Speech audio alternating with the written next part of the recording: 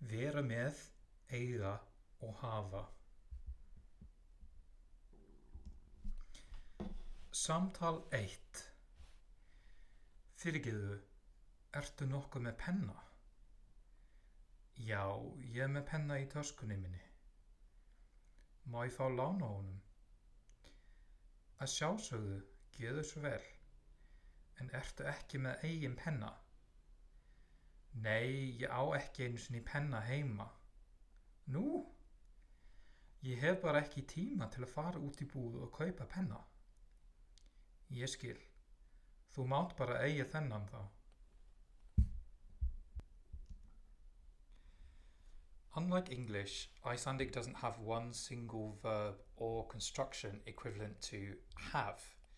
Instead, there are three different verbs used to express have: vera með, eiga, and hafa. Each of these verbs is used in its own specific context, which we will explore in this video. The first, vera með, literally means to be with. It's fairly easy to use. In fact, we already know the conjugation of this verb because we know vera. The preposition með takes the accusative case when used in this construction, so whatever follows með will be in the accusative. Ertu með bláan penna? Lilja með flottan trefil. Just to review, this is the conjugation of vera með. The form should look familiar by now. Ég með, þú ert með, hann með, við erum með, þið eruð með, þeir eru með. So when do we use vera með? Firstly, we use it to talk about things that you have on your person or nearby.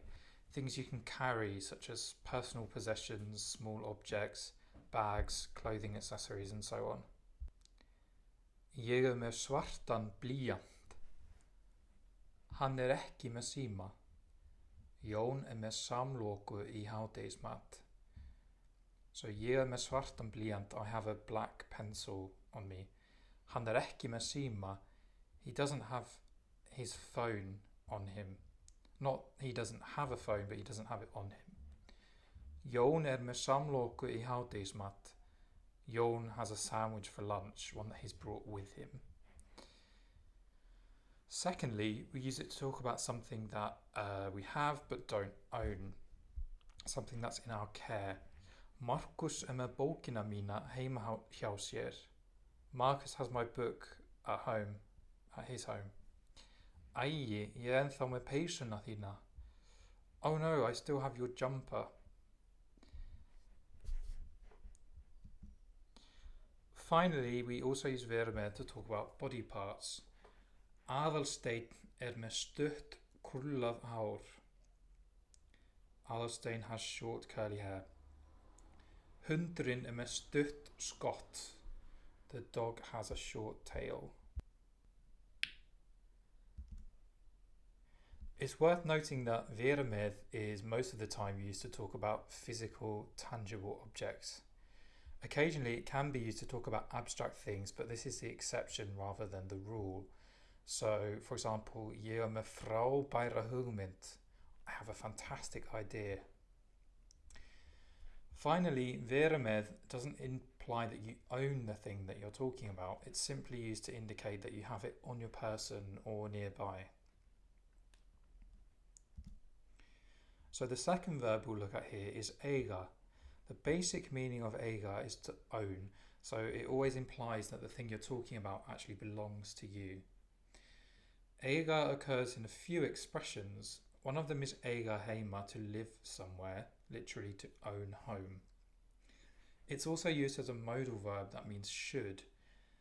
We won't cover these uses in this video, but it's good to be aware of them as this is such a common verb.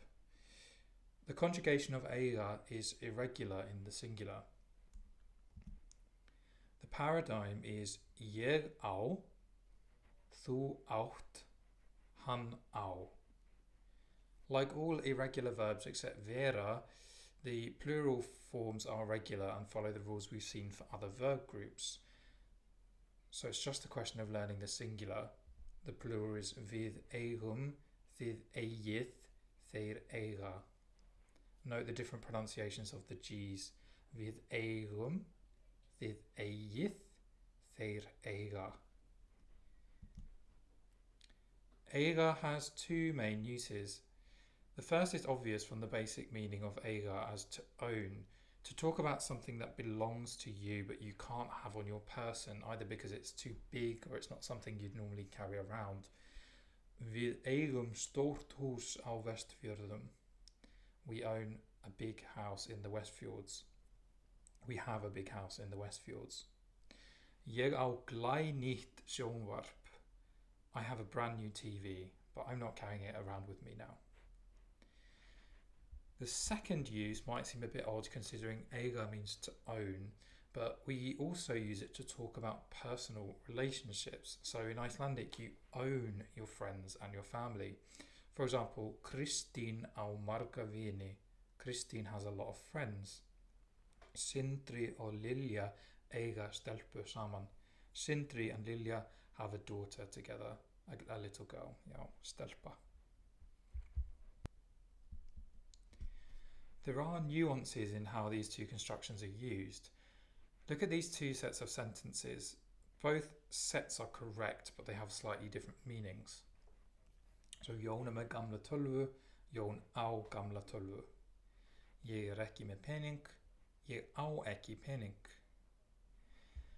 Jón er með gamla tölvu means Jón has an old computer on him. Maybe he is carrying it around. Whereas Jón á gamla tölvu means he has an old computer, but it could be somewhere else, for example at home. So the second sentence is definitely talking about his own computer, Jón á gamla tölvu. And in the first one, he's just got an old computer on him. It might not be his own one. Maybe he works in IT and he's carrying around old computers. Similarly, ég er ekki með pening means I don't have any money on me. It doesn't mean that you don't have any money in your bank account.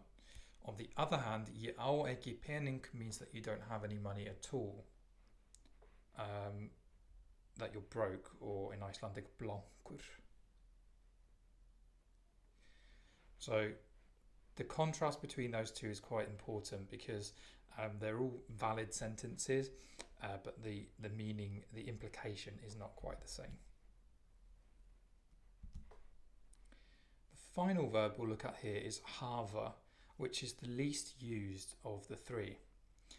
It's etymologically related to the word have in English, as you might be able to tell, and it has an irregular conjugation in the singular. So the paradigm for hafa is ég hef, þú hefur, hann hefur.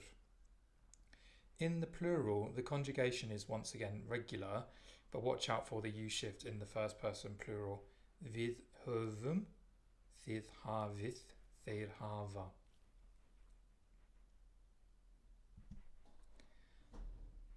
Hafa has a very restricted use.